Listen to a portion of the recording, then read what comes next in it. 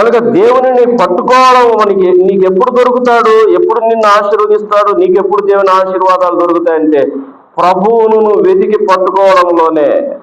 ప్రభువును వెతికి పట్టుకోవడంలోనే. ఆయన వెతికి పట్టుకోవాలి. ఎలా వెతకాలి?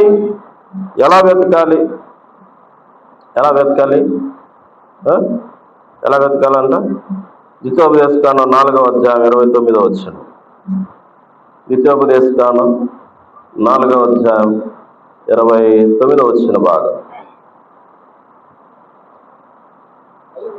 అయితే అక్కడ నుండి మీరు వెతకని ఎడల